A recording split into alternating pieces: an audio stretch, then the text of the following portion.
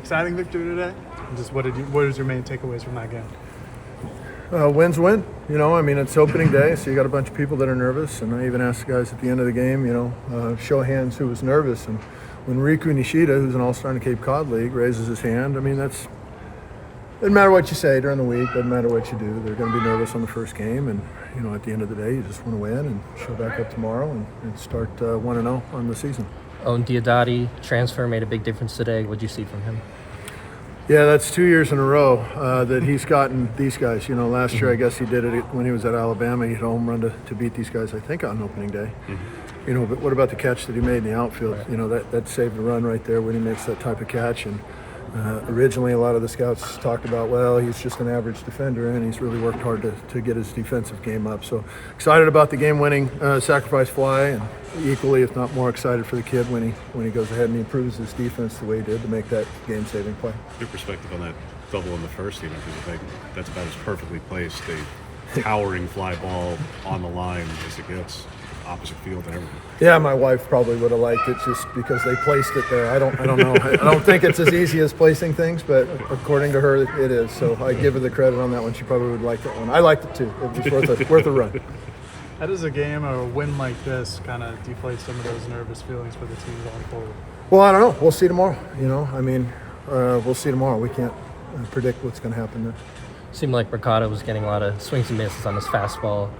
Maybe tired a little in that fourth inning. What did you see from him today? Exactly that. Yeah, he pitches with good energy. He always has. That's why he's a preseason, all-pack or whatever pitcher. He's good, and he provided the energy we needed. And we're not going to over-pitch our guys right now because guys are still in the build-up phase. And so that's why he came out of the game. Just liked his energy on the mound. Do you see him going maybe another inning or two as the season goes on? No, I hope so. I hope he goes 9. Yeah. Yeah, as he's ready to do it, yes. What did you see from Alaris in that last inning? He looked nervous. He didn't look sharp to me. He was effective. Obviously, Josh is really good. I think he'll be one of the best guys out there anywhere. And I think if you had asked him how he did, I think he'd say, just okay. Josh is really a tough guy, and he's a perfectionist kind of to an extreme sometimes, to a fault. But he was effective. He was effective. He threw the ball over the plate, and he got it done when we needed it.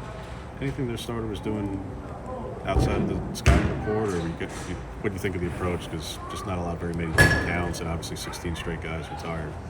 Well, he was throwing 4 pitches for strikes at 91 to 93 overall. It usually wins in college, and he was doing that, and so I tipped my hat to the kid. And opening day, I love our club, our offensive club, and we didn't put a big number out there today, but in baseball you're not going to do that, and so we're just happy that we were able to show a way to win other than hitting the ball over the fence. I don't even think we hit a home run today, but I think you'll see a lot of those this year.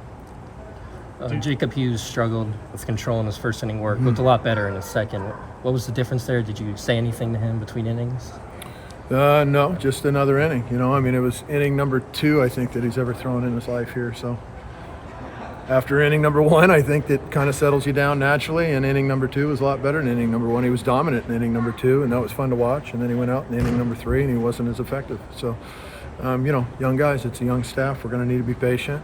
We had every chance to be able to yank him when he came out as nervous as can be in that first inning, and I credit Coach Xavier. He stuck with him, and he said, no, figure it out. We're not just going to go to the bullpen and do that kind of thing because you struggle a little bit here early. And hopefully Jacob realizes that Coach Xavier could have easily pulled him, and he didn't. He showed him some good faith, and I was happy that he responded the way he did in the second inning.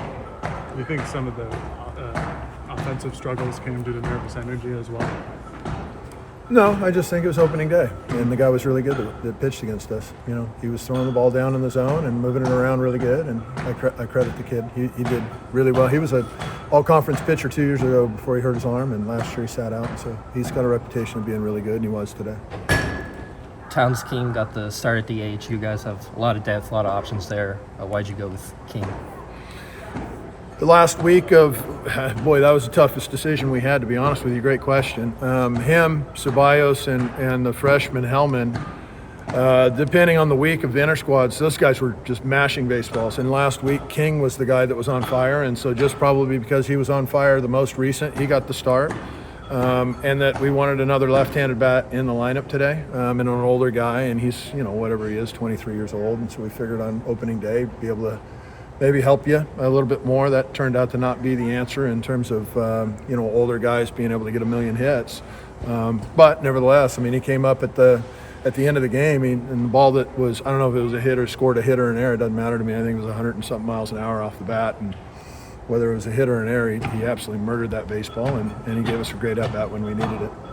College baseball can give a lot of emotional moments wise, and a guy hitting his first home run, his first at-bat, certainly a big moment for him. I'm not knocking the guy, but a bit of a traditionalist. What are your thoughts about like some of those post-at-bat antics, about the whole idea of like you've been there before, and like we've had pitchers before who probably wouldn't have taken a liking to that.